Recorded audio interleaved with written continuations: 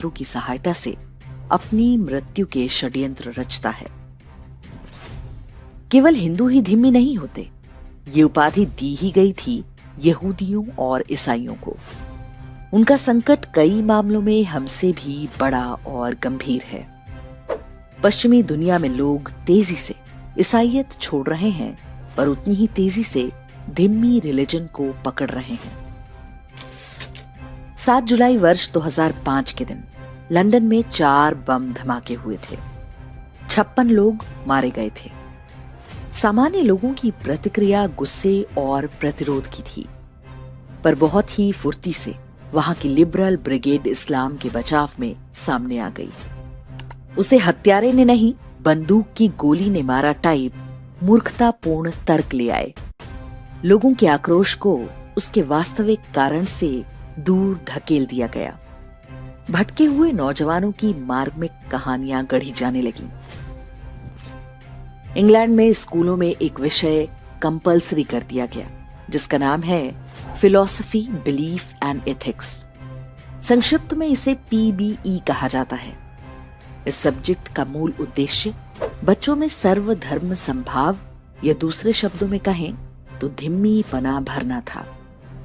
उन्हें समझाया जाने लगा कि इस्लाम शांतिप्रिय मजहब है, और इस तरह से 4 बम धमाकों ने इंग्लैंड को ये पूरी तरह कन्विंस करा दिया कि इस्लाम शांति का संदेश लेकर आया है।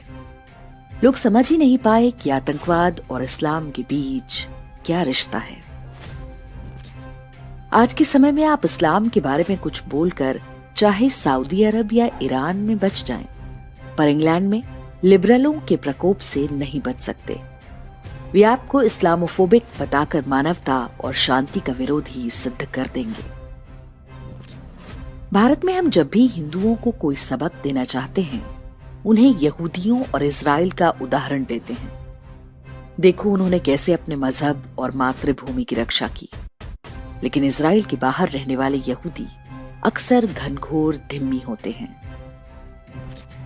तो इंग्लैंड के स्कूलों में पढ़ाए जाने वाले PBE विषय में बताया जाता है कि कुरान कहती है कि अगर तुमने एक इंसान का कत्ल किया तो पूरी मानवता का कत्ल किया, और अगर एक इंसान की जान बचाई तो पूरी मानवता की जान बचाई। लेकिन इस आयत से ठीक बाद वाली 2 आयतें PBE की पुस्तकों में नहीं पढ़ाई जाती।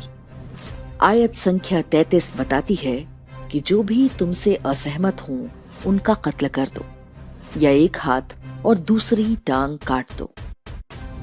इसके बाद आयत 34 कहती है कि सिर्फ उन्हें ही रियायत मिलेगी जो उस धरती पर इस्लाम का कब्जा होने से पहले इस्लाम के साथ आए थे।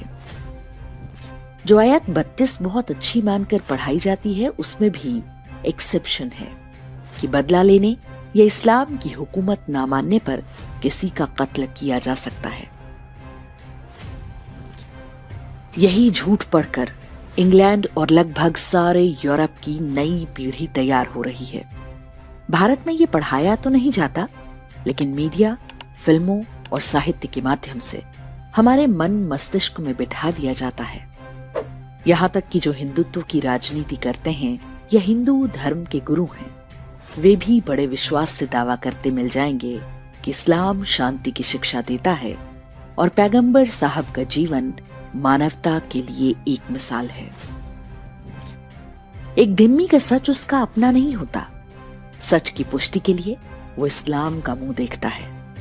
जो इस्लाम सुनना चाहता है वो वही बोलता है, वही उसका सच हो जाता है। मनोविज्ञान के नियमों के अनुसार ये मानसिक रोग ही है। स्वयं को, अपने बच्चों को और अपने पूरे समाज को इस रोग से बचाएं।